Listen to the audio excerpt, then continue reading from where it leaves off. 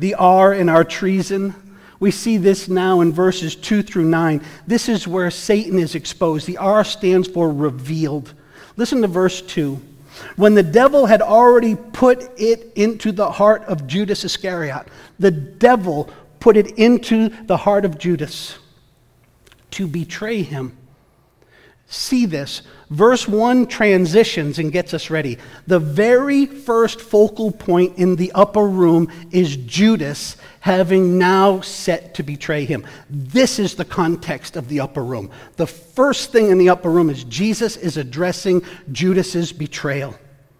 Listen to Kent Hughes, an accomplished commentator. He says this to help us understand what's going on here with Judas. Judas was as perfect an actor, as accomplished a hypocrite as one can find.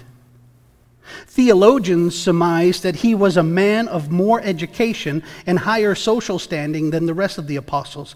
He was not from Galilee as they were, but rather was from Judea, a much better address.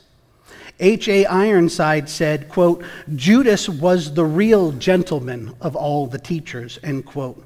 Continuing with Hughes, he had class compared to the rest. Today, Judas would wear all the right clothes as well as wear a Madison Avenue smile. He would know all the right hymns, know when to sit down, when to stand up, when to inject the most persuasive cliche. He would know how to ingratiate himself with the power leaders of the church. No one would ever suspect him of being a traitor.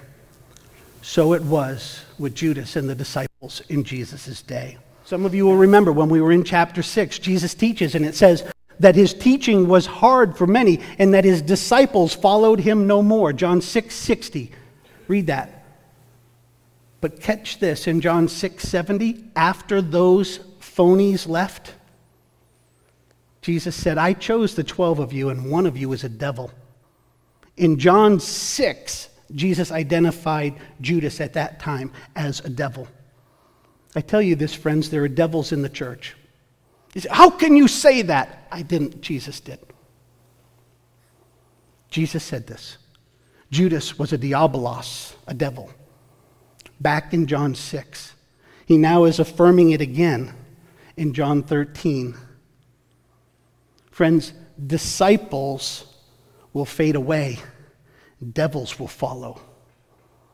I want you to think about that because I'll tell you what it does. It raises the stakes of your discernment. This is exactly why Jesus said in Matthew 10:16, I'm sending you out as sheep amongst wolves, therefore be as shrewd as a serpent and as innocent or as gentle as a dove. In a discourse that is literally to serve as an illustrative example on the call, commission, and command to live exemplifying Christ's likeness, especially in the church, in ecclesia, in koinonia.